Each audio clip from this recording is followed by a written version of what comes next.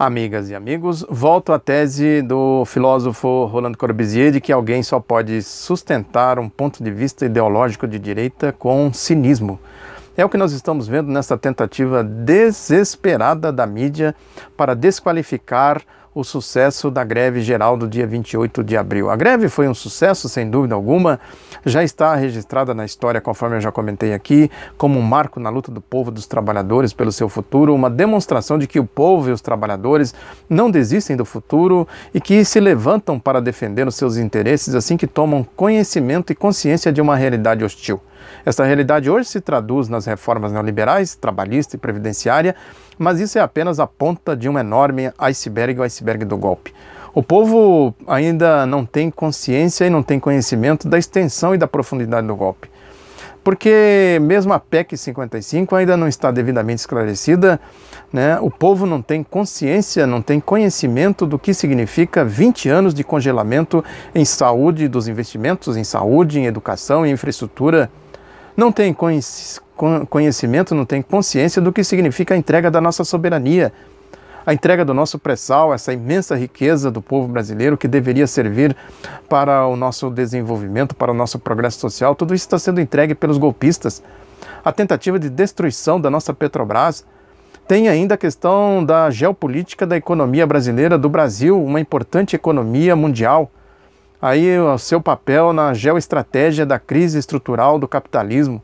Esta crise que se espalha pelo mundo, levando mazelas de todo tipo, que se traduz também em crises de outras categorias, crises políticas, como as tensões na Argentina, no Equador, na Bolívia, essa sistemática tentativa de golpe na Venezuela, golpe em Honduras, golpe no Paraguai, tensões na Ásia, nas fronteiras da Rússia e da China, a guerra no Oriente Médio. O golpe no Brasil se insere nesse contexto todo, é parte de tudo isso.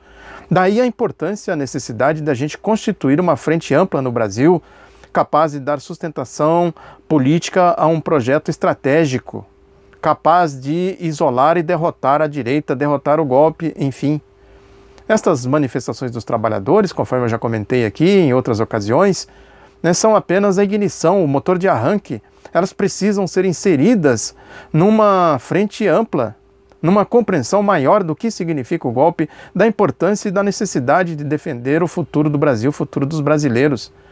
Entrou em cena, entrou em ação com esta tomada de consciência dos trabalhadores, né, entrou em ação um ator fundamental na luta de classes, na luta política do Brasil, que é o trabalhador, o gerador de riquezas. Né, isso é fundamental, é importantíssimo. Né, revela que a greve, as manifestações aí dos trabalhadores, né, tem inserção, tem raízes fundas na sociedade brasileira, bem diferente daquelas manifestações da direita, manifestações anabolizadas pela mídia, que levou multidões, muita gente foi atrás de patos amarelos, de vigaristas de todo tipo, que depois acabou se desmilinguindo, exatamente porque não tem consistência. Foram manifestações anabolizadas pela mídia. Estas manifestações do povo, dos trabalhadores, são contra a ideologia daquelas manifestações, contra a mídia.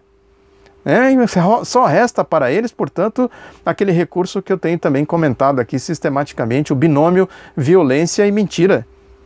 A violência que a polícia usou contra os trabalhadores, contra as manifestações, especialmente no Rio de Janeiro, bem diferente do comportamento nas manifestações da direita. E esse desfile de cinismo, de mentiras que a gente vê na mídia, muita gente aí da mídia ultrapassando as fronteiras do ridículo. Eles desenvolveram duas categorias aí de ataques à greve do dia 28, ao sucesso da greve do dia 28 de abril. Uma que é vulgar, absolutamente vulgar, dizer que isso é de interesses dos sindicalistas, do imposto sindical, faz parte exatamente do ridículo. Essa gente que não tem escrúpulo, não tem nenhum compromisso com a verdade, e ultrapassaram claramente, estão ultrapassando claramente a fronteira do ridículo. Aí Merval Pereira, Ricardo Noblat, essa turminha aí, Arnaldo Jabor, Carlos Alberto Sardenberg, Miriam Leitão, turma da Globo, puxando a fila dos cebosos da mídia, Josias de Souza e outros mais por aí afora. E sem falar aí na turma dos esgotinhos, que eu já comentei aqui, esses esgotinhos mais nauseabundos, a turma do antagonista, essa turma que se levantar o tapete, tem sujeira que não acaba mais, se ligar uma luz sobre eles, se escondem nos esgotos, em algumas frestas, né? Claramente ali tem negociatas, né? O Diogo Mainardi já caiu, inclusive, numa das delações aí. É um gente realmente do submundo. E tem mais, Joyce Hasselman, Marco Antônio Villa, a turma da Jovem Pan, são os esgotinhos, gente da corrupção, que não resistiria a luz nenhuma. Ainda tem o prefeito de São Paulo, que é da mesma estirpe.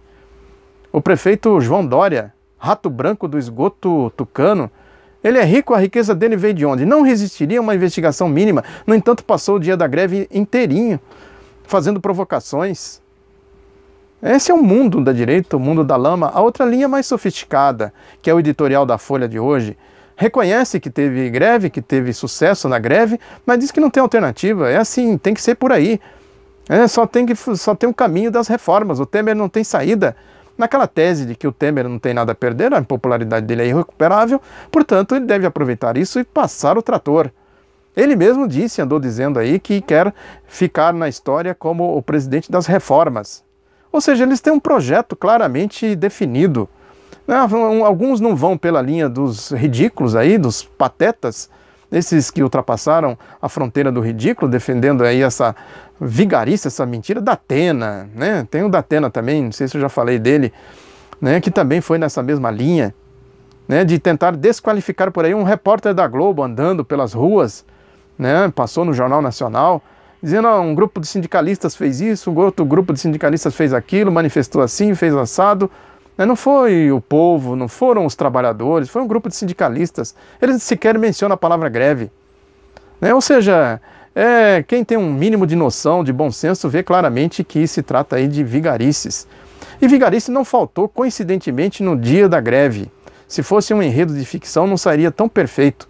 No mesmo dia, outro vigarista entrou em ação, que foi o Sérgio Moro, o famoso Sérgio Moro, o Mussolini de Maringá, com esse confisco dos presentes do Lula, numa atitude de moleque birrento, igual esses moleques que a gente se depara aí pela vida, na escola, que tem aí, não tem méritos próprios, formam grupinhos para fazer provocação, se especializam em agressões, em rasteiras, em provocações.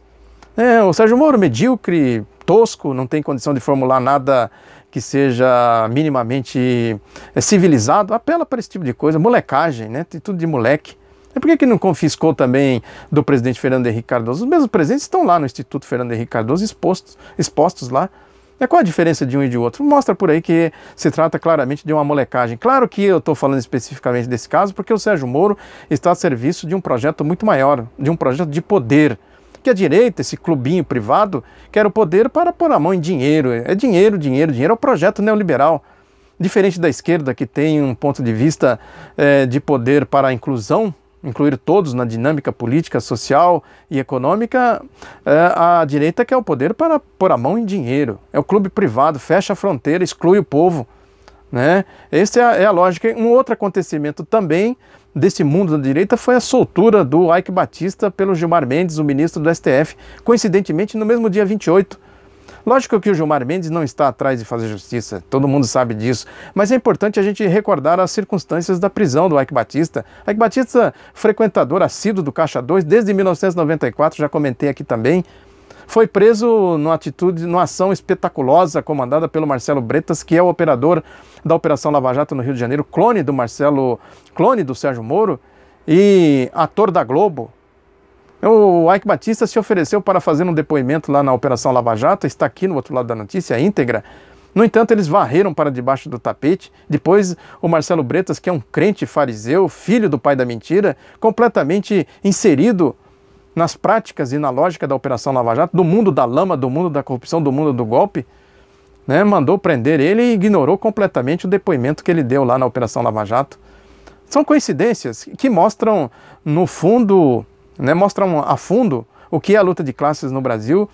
Foi um dia, portanto, pedagógico para a gente compreender o que é a luta do povo, claramente luta de classes, o povo de um lado lutando pelo seu futuro, pelos seus direitos, e os vigaristas, picaretas, golpistas do outro lado. Com todas essas nuances, esses detalhes que eu comentei aqui. É importante a gente refletir e para a gente ter a dimensão do que tudo isso significa, né, da evolução do quadro aí, do cenário político do golpe. Muito obrigado pela atenção, divulgue o Outro Lado da Notícia, um abraço e até a próxima.